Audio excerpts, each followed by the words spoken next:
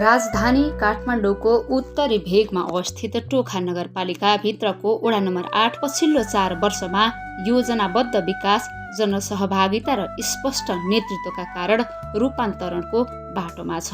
स्थानीय तहको दोस्रो निर्वाचनपछि निर्वाचित जनप्रतिनिधिहरूले अघि सारेका योजनाहरू अहिले व्यवहारमा देखिन थालेका छन्। पूर्वाधारदेखि सामाजिक विकाससम्मका क्षेत्रमा गरिएका कामहरूले वडा अझ व्यवस्थित र सेवामुखी बनेको छ।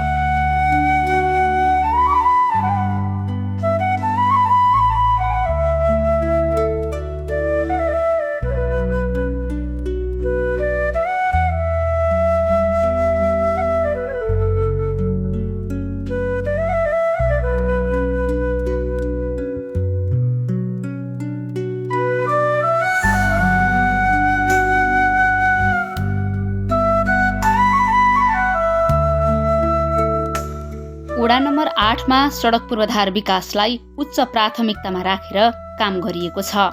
स्थानीय तहको दोस्रो निर्वाचनबाट जनप्रतिनिधि आएको 4 वर्षको अवधिमा कच्ची सडकहरू पिच, ढलान र ब्लक बिछ्याएर स्तरोन्नति गरिएका छन्। निर्माणको क्रममा पहिले ढल तथा खानेपानी पाइपलाइन व्यवस्थापनलाई प्राथमिकता दिएको छ। यसले वर्षायाममा हुने क्षति कम गर्नुका साथै दैनिक आवागमनलाई सहज, सुरक्षित र व्यवस्थित बनाएको छ। अहिले वडाभित्रका सडकहरू पहिले भन्दा फरक र गुणस्तरीय देखिन्छन्।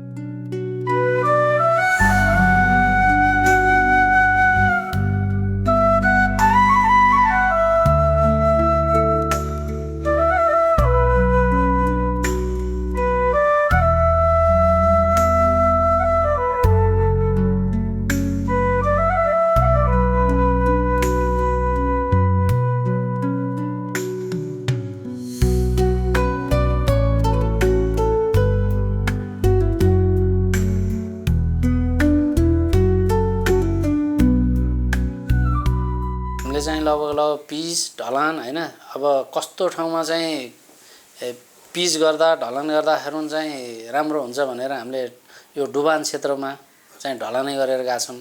किन भन्दा पिच गर्दाखेरि चाहिँ त 1 वर्षमा बिग्रिने जस्तो थियो। हामीले हेर्न सक्छौँ यहाँ गैरी गाउँ हुँदै मेरीगोल्ड जाने ठाउँ त्यो वर्षै पछि चाहिँ डुबान भएर त्यो क्षेत्रमा चाहिँ तपाईको पिच भत्कै गर्थ्यो। अब म नै आइसकेपछि त्यो पहिलो वर्ष नै त्यो चाहिँ हामीले पिच ढलानै गऱ्यौँ। त्यस्तै हेरेर गर्दाखेरि अब सडक सहित जुन चाहिँ अब यो विष्णुमती करिडोर साइडमा चाहिँ डुमान क्षेत्र थियो, त्यहाँ हामीले चाहिँ अहिलेसम्म वाल लाउँदै गर्दाखेरि 8 नम्बरलाई चाहिँ डुबान मुक्त क्षेत्र चाहिँ बनाएको छौँ। अहिले वालहरू लाएर विकास निर्माणले त्यसरी अगाडि गएको छ।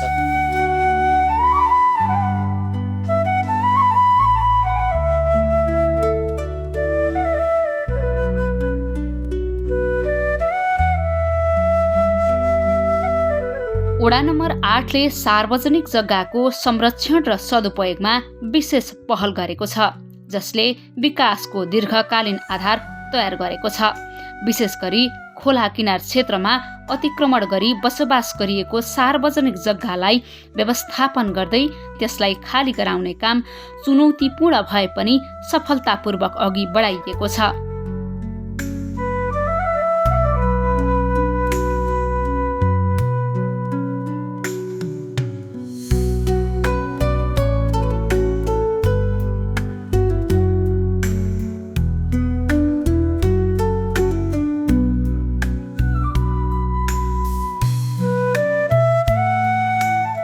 सार्वजनिक जग्गाको लागि चाहिँ तपाईको के छ भन्दा नगरपालिकाले एउटा समिति नै बनाएको छ। समितिले अगाडि बढाइसकेपछि उहाँले निर्णय भइसकेपछि हामीले चाहिँ त्यो संरक्षण गर्दै गएका छौँ। अहिले चाहिँ यो विष्णुमती करिडोर साइडका नदी विकासका जग्गाहरूलाई चाहिँ हामीले नगरपालिका या वडाको मातहत लिएर आएर त्यसलाई चाहिँ करिडोर खोल्ने काम गरिरहेछौँ। अहिले अब तपाईहरुले पनि देख्नुहुन्छ, अब बानेटार पुलदेखिको हामीले चाहिँ नदी विकासका जग्गाहरूमा चाहिँ जति छन् त्यो भएकोलाई चाहिँ हामीले रोड बनाउनेमा चाहिँ सबै 1 इन्च पनि नछोडिकन हामीले चाहिँ अगाडि बढाएर लिएर गएका छौँ। यसरी खाली गराइएको क्षेत्रमा नयाँ ट्र्याक खोल्ने काम गरिएको छ, जुन वडाको महत्त्वपूर्ण उपलब्धिका रूपमा देखिन्छ। यो ट्र्याकले केवल वैकल्पिक बाटोको रूपमा काम गर्ने मात्र होइन, करिडोरको विकास, वातावरण संरक्षण र व्यवस्थित सहरीकरणका लागि आधार निर्माण गरेको छ। यससँगै पार्क निर्माण, खुल्ला व्यायाम स्थल स्थापना तथा अन्य सार्वजनिक संरचना निर्माणले ओडालाई अझ व्यवस्थित र बस्न योग्य बनाएको छ।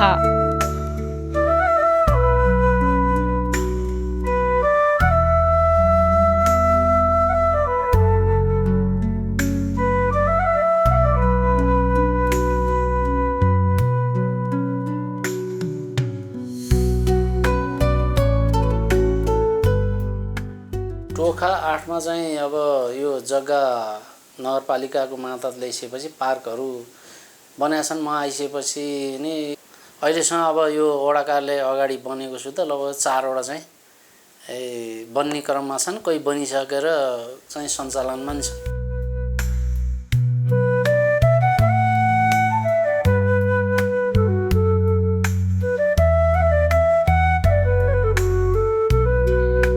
शिक्षा क्षेत्रमा जाल्पा सामुदायिक विद्यालयलाई नमुना विद्यालयका रूपमा विकास गर्ने अभियानको रूपमा अगाडि बढाइएको छ।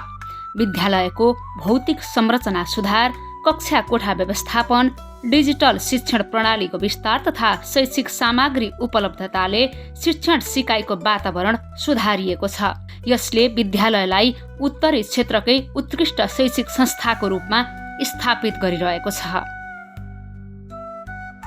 अब सामुदायिक भनेको अब टोखा यो 8 मा चाहिँ एउटा मात्र जाल्पा मात्र हो। अब संस्थागत चाहिँ तपाईँको 9 वटा छन् जस्तो लाग्छ मलाई चाहिँ, 9 वटा नै हो छ। अब शिक्षामा हामीले हेर्ने भनेको सामुदायिक विद्यालयदेखि लिएर संस्थागत विद्यालयलाई नै हो।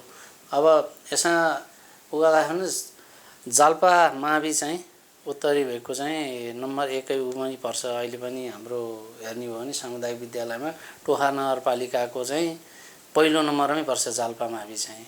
हामीले अब त्यहाँका विद्यार्थीहरूलाई नै शिक्षा अनुसारको चाहिँ सिप भन्ने हिसाबले वर्षैपछि पोहोर हामीले हाउस वायरिङ र प्लम्बिङको चाहिँ दिएको थियौँ, प्लम्बरको चाहिँ ट्रेनिङ। अहिले पालि चाहिँ त्यहाँ 11 र 12 का विद्यार्थीहरूलाई चाहिँ मोबाइल तालिम चाहिँ हामीले दिएका थियौँ। अस्ति भर्खर समापन नै भइसकेको छ त्यो चाहिँ।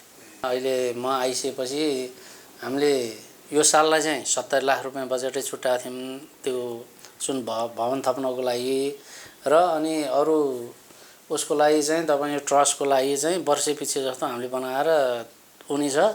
टोयलेटदेखि लिएर अब त्यहाँ आवश्यक पर्ने अरू खर्च भनेको मर्मसम्मको कार्य चाहिँ हामीले नै सहयोग गरिरहेछौँ। अब ओडाले सक्ने ओडाले, नसक्ने चाहिँ नगरपालिकामा गरेर नि सहयोग भइरहेछ। ओडामा गङ्गबु शहरी स्वास्थ्य केन्द्र मार्फत आधारभूत स्वास्थ्य सेवा सहज रूपमा उपलब्ध भइरहेको छ। साथै बेला बेलामा सञ्चालन हुने दन्त, आँखा, मैला तथा बाल स्वास्थ्य शिविरहरूले नागरिकलाई घर नजिकै गुणस्तरीय सेवा लिन सहज बनाएको छ। विशेष गरी आर्थिक रूपमा कमजोर वर्गलाई यस्ता कार्यक्रमले राहत प्रदान गरेको छ।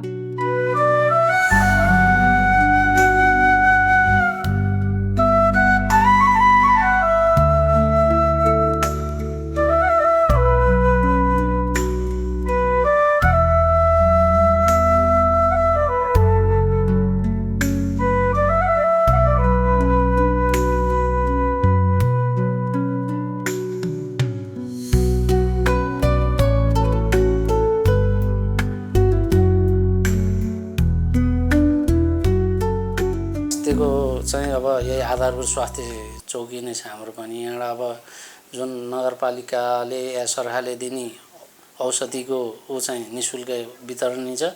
त्यो बाहेक हामीले चाहिँ विभिन्न उमा चाहिँ स्वास्थ्य शिविरहरू सञ्चालन नै गरेका छौँ। ओडा या नगरले नै गरेका छौँ। त्यसको सिलसिलामा पोहोर चाहिँ हामीले महिलाको त्यो पाठेघर सम्बन्धी उसको चाहिँ भिआइए गर्दाखेरि 2-3 जनालाई चाहिँ तपाईँको अपरेसन गर्नुपर्ने 10 जना जतिको देखियो र त्यसमा क्यान्सर पनि देखिया भएर उहाँलाई चाहिँ समयमा पत्ता लगाएर उपचार गर्नुभयो। उहाँहरूले चाहिँ समयमै उपचार गर्नुभयो। हामीले राम्रै गरेका छौँ। अब यहाँ ल्याब नि सञ्चालन गर्ने भनेर भवन नि बन्दैछ। सकेसम्म हामी ल्याब पनि सञ्चालन गर्छौँ। खानेपानी क्षेत्रमा केही प्रगति भए पनि अझै पूर्ण समाधान हुन सकेको छैन।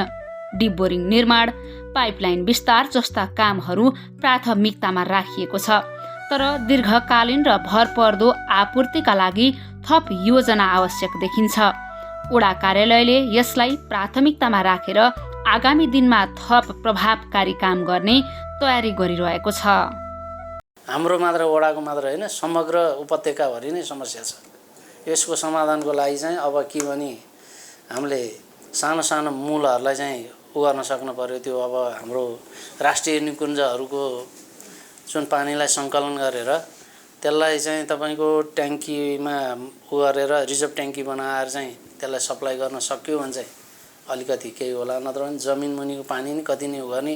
आज तपाईँको 100 फिट निकालेको छ, 2-3 वर्षपछि फेरि 200 फिट जानुपर्ने अवस्था छ। पानीको रिचार्ज छैन। समस्या भनेको नै यहाँनिर खानेपानीको समस्या हो। यो वडा नम्बर 8 मात्र होइन, टोखा नगरपालिका नै पुरा खानेपानीको समस्या छ। खानेपानीको समस्याको कारणले गर्दाखेरि हामीले विभिन्न ठाउँमा हामीले जुन पहिलाको जति पनि खानेपानीको पाइपहरू चाहिँ बिग्रेको पाइपहरू छ, हामीले त्यसलाई गरेर नयाँ पाइपहरू पनि जडान गर्ने कामहरू पनि भइरहेको छ। खानेपानीसँग समय नगरेर हामीले केही समयपछि हाम्रो यो वडा नम्बर 8ले चाहिँ बोरिङ पनि खनेर चाहिँ केही पानीको चाहिँ उपलब्ध गराउने योजनाहरू पनि भइरहेको छ। र खानेपानी जुन रूपमा हामीले वडा नम्बर 8 मात्र होइन, एकदम पुरै समस्या भएको कारणले गर्दाखेरि हामीले खानेपानीको समस्या समाधान गर्नका लागि हामी विभिन्न किसिमको कार्यहरू हामीले गरिरहेका छौँ।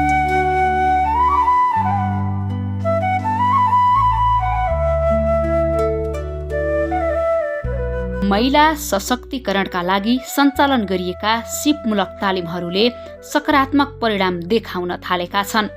सिलाइ कटाई, झोला बनाउने, साना उद्यम सम्बन्धी तालिमहरूले महिलाहरूलाई आत्मनिर्भर बन्न सहयोग पुर्याएका छन्। यसले घर परिवारको आर्थिक अवस्थामा समेत सुधार ल्याउन मद्दत गरेको छ।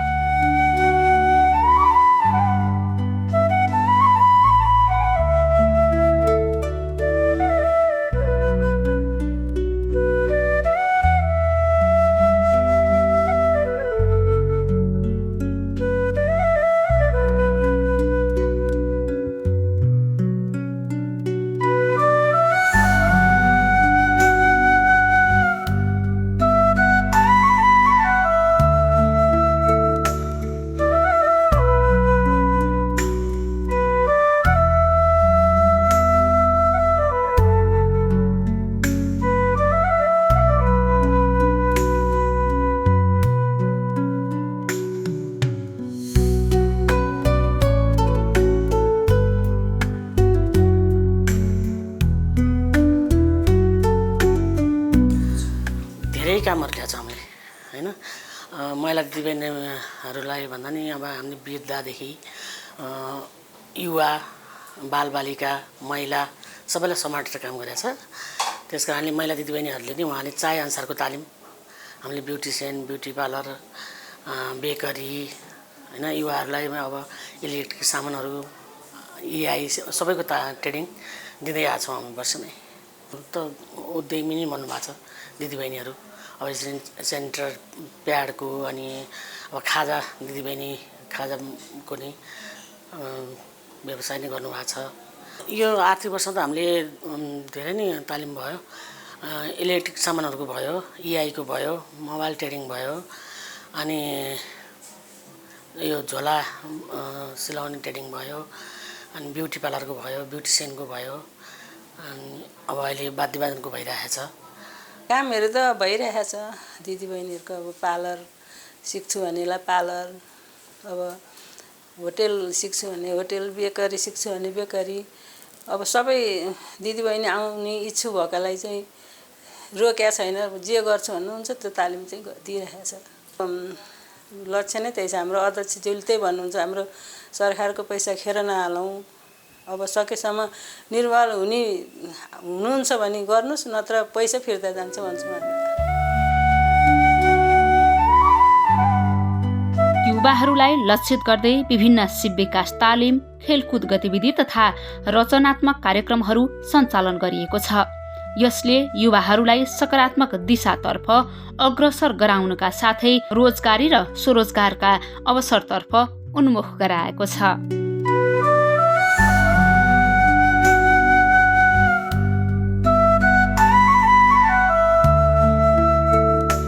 स्वरोजगारको लागि हामीले वडा नम्बर 8ले चाहिँ हामी अहिले विभिन्न युवाहरूको लागि विभिन्न तालिमहरू, उनीहरूले चाहिँ आत्मनिर्भर हुने खालको तालिमहरू, जसरी केही समय अगाडि युवाहरूको लागि हामीले बेकरी तालिम जस्तै मोबाइल ट्रेनिङहरू, त्यसै गरी यो हाउस वायरिङको कामहरूदेखि लिएर अनि धेरै कामहरू उनीहरूले चाहिँ पहिले चाहिँ तालिम प्राप्त गरेपछि त्यसपछि हामीले विभिन्न किसिमको उहाँले चाहिँ पछि आत्मनिर्भर हुने खालको कामहरू चाहिँ हामीले तालिमबाट पनि हामीले सिकाइरहेका छौँ। ओडा कार्यालयबाट प्रवाह हुने सेवाहरूलाई छिटो, सरल र प्रविधियुक्त बनाउने दिशामा उल्लेखनीय सुधार गरिएको छ। ओडा सचिव दिनेश सापकोटाका अनुसार हाल ओडा कार्यालयबाट जन्म, मृत्यु, बसोबास, विवाह दर्ता लगायतका सेवा समयमै र व्यवस्थित रूपमा प्रदान भइरहेका छन्।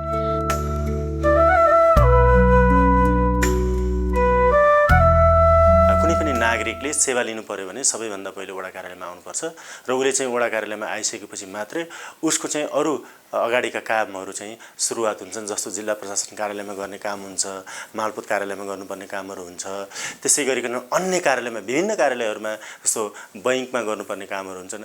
नागरिकका विभिन्न चाहिँ व्यक्तिगत काममा गर्नुपर्ने जुन कार्यहरू हुन्छन् ती कार्यहरू, अफिसियल कार्यहरू गर्नुभन्दा अगाडि सबैभन्दा पहिलो ढोकाको रूपमा रहेको कार्यालय चाहिँ वडा कार्यालय हो र वडा कार्यालय पनि स्थानीय तहको सबैभन्दा अगाडि रहेको कार्यालय हो, जसले चाहिँ नागरिकलाई चाहिने सेवा सुविधा कहाँ कसरी जाने र कहाँबाट के सुविधा प्राप्त गर्न सकिन्छ भनेर सबैभन्दा पहिलो सूचना चाहिँ वडा कार्यालयले प्रदान गर्ने गर्दछ। त्यसैले गर्दाखेरि यो अत्यन्तै भुइँ तहको, अत्यन्तै आधारभूत तहको चाहिँ कार्यालय हो। सेवा प्रवाहलाई डिजिटल र व्यवस्थित बनाउने प्रयासले सेवाग्राहीलाई अनावश्यक झन्झट कम गरेको छ।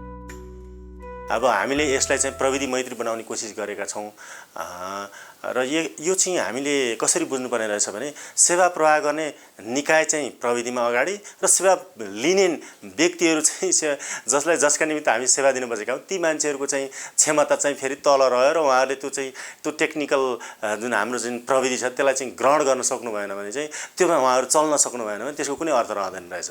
त्यसैले गर्दा हामी आफू प्रविधि मैत्री त बन्न खोजेका छौँ, तर नागरिकहरूले त्यो प्रविधि मैत्री सेवा लिन सक्नुहुन्छ कि सक्नुहुन्न, त्यो पहुँचमा उहाँहरूले प्रयोग गर्न सक्नुहुन्छ कि सक्नुहुन्न, त्यो पनि महत्त्वपूर्ण हुँदो रहेछ। त्यस कारणले हामीले चाहिँ सेवाग्राहीसँग सामञ्जस्यता मिलाउँदै हामीले आफूलाई प्रविधि मैत्री बनाउन लानुपर्ने रहेछ र त्यो हामीले अलिकति अहिलेसम्म गरेकै छौँ। ओडामा सुरक्षा व्यवस्थापनलाई सुदृढ बनाउन मुख्य स्थानहरूमा सीसीटीभी क्यामेरा जडान गरिएको छ। साथै सडक बत्ती विस्तार तथा मर्मतले रातको समयमा समेत सुरक्षित आवागमन सुनिश्चित गरेको छ। यसले चोरी तथा अन्य अपराधिक गतिविधि नियन्त्रण गर्न सहयोग पुर्याएको छ।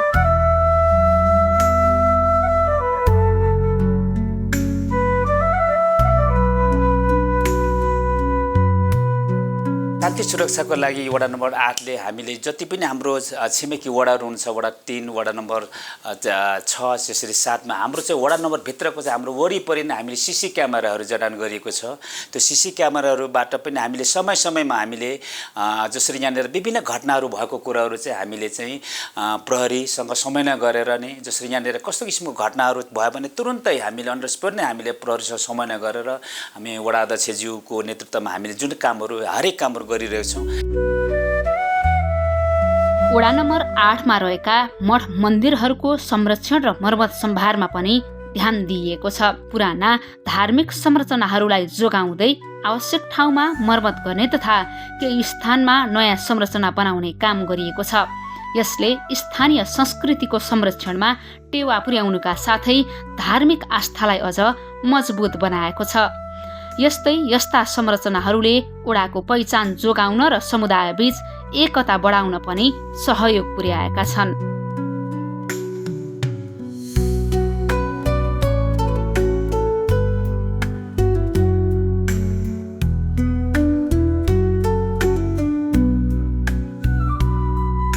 टोखा नगरपालिका वडा नम्बर 8 जसरी अहिले जाल्पा मन्दिर भनेर प्रख्यात छ त्यसरी यहाँनिर विभिन्न मन्दिरहरू पनि छ जस्तै जाल्पा मन्दिर जसरी गणेश थान त्यसै गरी हाम्रो पञ्चेश्वरी यो जाल्पा चोकदेखि माथि रहेको यो बान्याटार एउटा यो ठाउँको अलिकति पर्यटकको हिसाबमा पनि रमणीय ठाउँ छ यहाँनिर। खेलकुद क्षेत्रमा लगानी गर्दै विभिन्न प्रतियोगिता खेलकुद कार्यक्रम तथा खुल्ला व्यायाम स्थल निर्माण गरिएको छ। यसले युवालाई स्वस्थ र सक्रिय राख्न महत्त्वपूर्ण भूमिका खेलेको छ।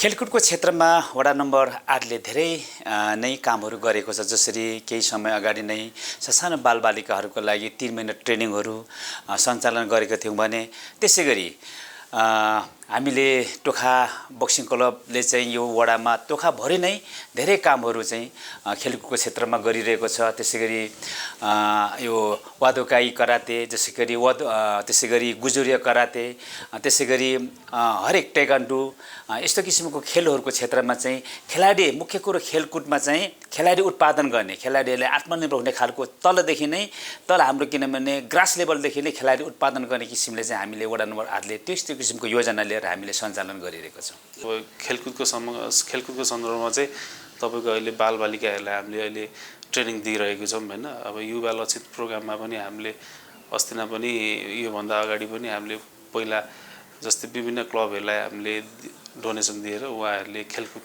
तालिमहरू गरिरहनु भएको छ। अरू समग्रमा हामीले युवाको लागि चाहिँ धेरै नै कामहरू गरिरहेको छौँ।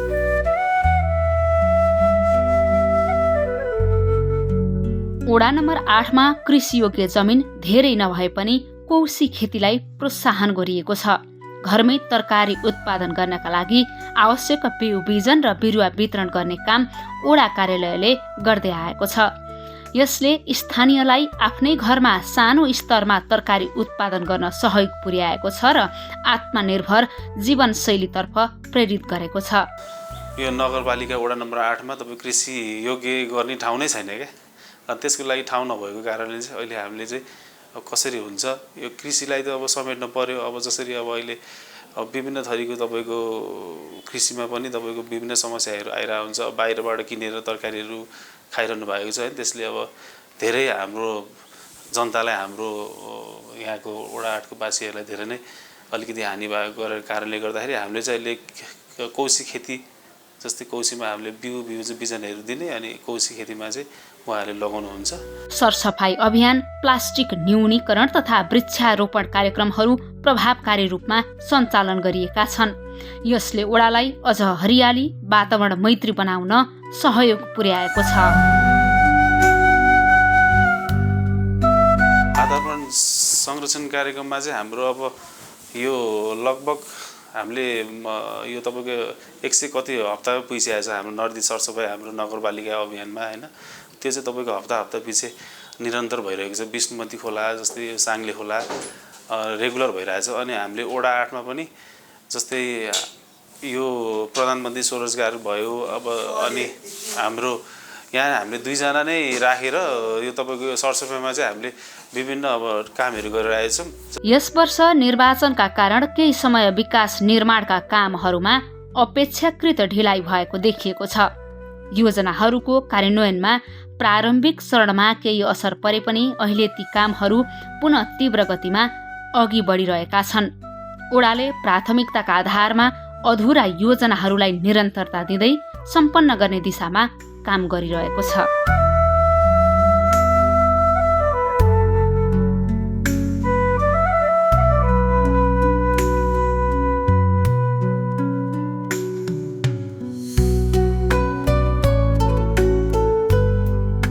हामीले चाहिँ यस वर्ष चाहिँ हाम्रो चाहिँ खास गरिकन मध्यावधि खालको चुनाव हाम्रो आम निर्वाचन पनि हाम्रो सम्पन्न भयो।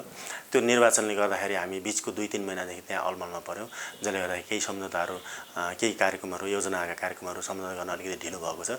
त्यसले गर्दाखेरि पनि यसपटक हामी अलिकति पछाडि छौँ र विशेष गरिकन सामाजिक विकासका कार्यक्रमहरू पनि केही बाँकी छन् र भौतिक विकासका कार्यक्रमहरू करिब हामीले 90% कार्यक्रमहरू सम्झौता भइसकेका छन् र ती कार्यान्वयनका चरणमा छन्।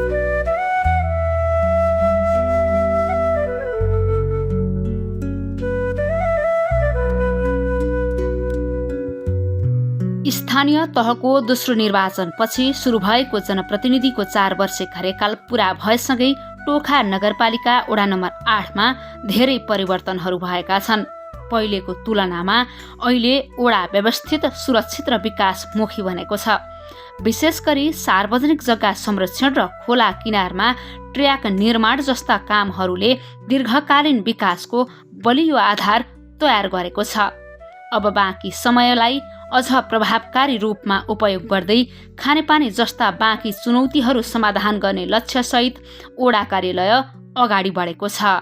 समग्रमा यो वडा अहिले केवल विकासको यात्रामा मात्र होइन, दिगो र व्यवस्थित सहरी विकासको नमुना बन्ने दिशातर्फ दृढताका साथ अघि बढिरहेको छ।